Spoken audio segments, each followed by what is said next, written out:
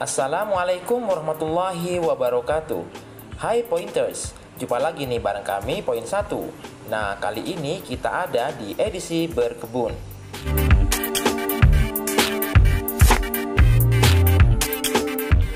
Mau kangkung air atau kangkung darat?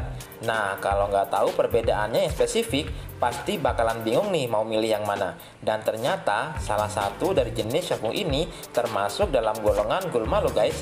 Karena itu, yuk kita cari tahu jawabannya bareng Poin 1. Tapi sebelum menuju videonya, gimana kalau bareng-bareng kita subscribe channel ini? Tekan like kalau kamu suka, silahkan share kalau suka banget, dan jangan lupa tekan tombol loncengnya ya.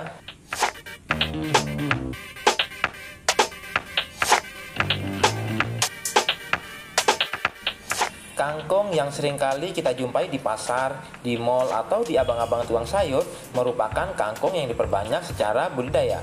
Nah, kangkung ini banyak dikenal juga dengan istilah kangkung darat, kangkung akar, atau kangkung cabut. Dan pada perkembangan teknologi pertanian akhir-akhir ini, kangkung ini banyak ditanam dengan metode hidroponik. Dengan sistem hidroponik ini, petani bisa melakukan banyak efisiensi dalam hal biaya tanam.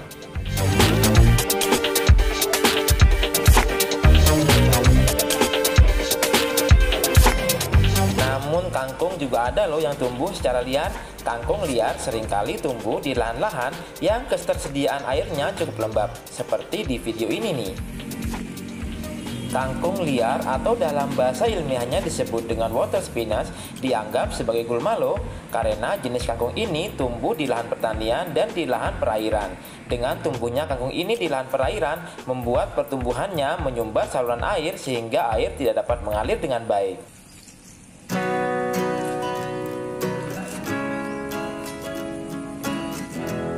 Nah, kangkung liar ini tumbuhnya lebih alami karena tanpa perawatan khusus atau tanpa pupuk dan penyemprotan pestisida yang tentunya berbahaya bagi kesehatan kan?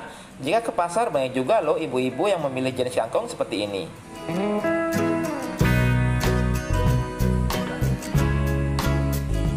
Di lahan pertanian, kangkung liar tumbuh secara merambat dan menyebar secara luas dengan mempunyai cabang yang banyak. Pertumbuhannya cukup singkat, sekitar 40-60 hari saja. Dan kangkung ini sudah mulai kembali berbunga loh. Karena tumbuh liar di lahan pertanian, maka otomatis akan terjadi rebutan unsur hara tanah. Selain itu, cenderung membuat lahan pertanian terlihat tidak teratur atau kotor.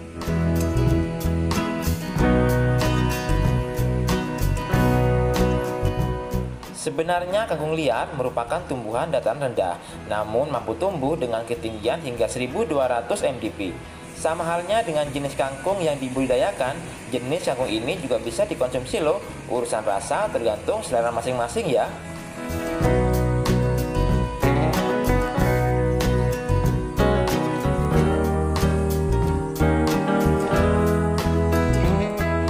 Untuk pengendalian gulma kangkung liar ini yakni dengan cara dicabut hingga akarnya tercabut, dan bisa juga dengan menggunakan herbisida.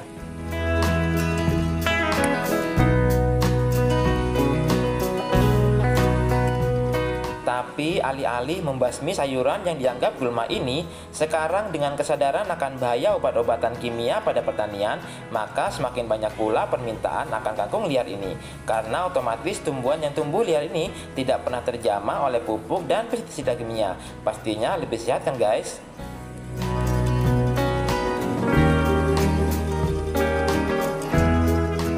Nah, gimana?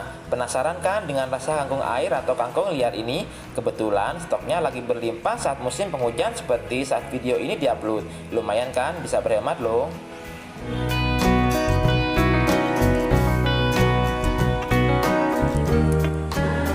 Oke Pointers, cuma ngingetin lagi nih, gimana kalau bareng-bareng kita subscribe channel ini? Tekan like kalau kamu suka, silahkan share kalau suka banget, dan jangan lupa tekan tombol loncengnya ya. Semoga video ini bermanfaat, dan sampai jumpa di video selanjutnya. Assalamualaikum warahmatullahi wabarakatuh.